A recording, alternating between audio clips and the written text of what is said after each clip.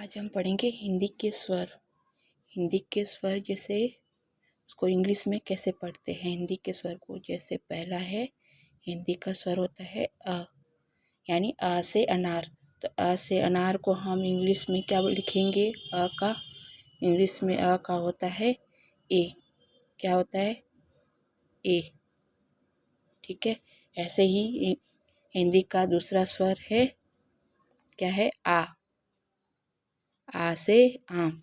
तो इसको इंग्लिश में कैसे लिखेंगे? डबल ए आ। ठीक है, डबल ए आ जाएगा। ये क्या है? हमारे स्वर। ठीक है, आ। ऐसे ही तीसरा है ई। ठीक है, ई। अब ई को इंग्लिश में क्या लिखेंगे? ई को लिखेंगे इंग्लिश में आई। यानी कहीं पे भी अगर ई की मात्रा लग रही है तो वहाँ इंग्लिश में आ जाएगा आई। ठीक है, ऐसे होता है बड़ी ई। बड़ी ई की ध्वनि थोड़ी लंबी होती है। ई ई है ना, इसको इंग्लिश में लिखेंगे डबल ई। Double E. अगला होता है ऊ। ऊ।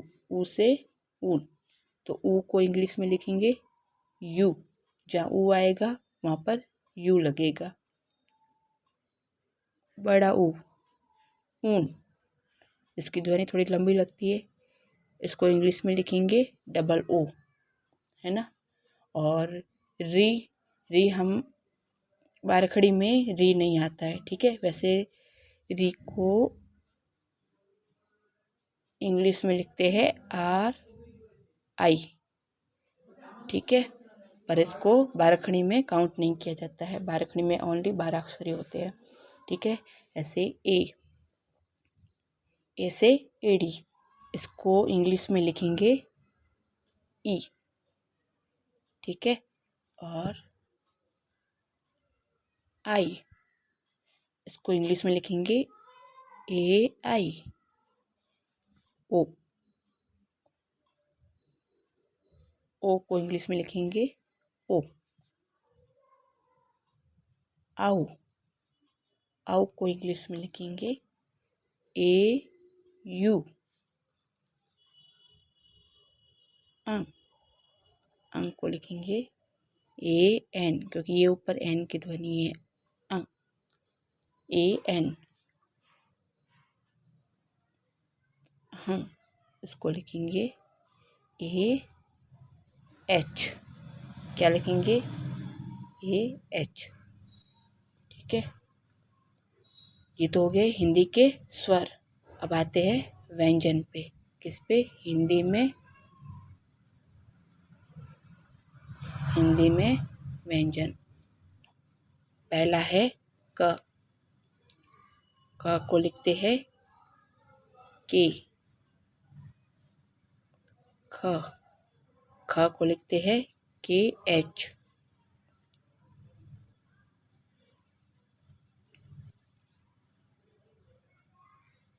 फिर आता है ग। ग को लिखते हैं जी। घ। घड़ी। घ को लिखते हैं जी एच। ण। ण को लिखते हैं एन जी। अगला है च। च को लिखते हैं सी एच।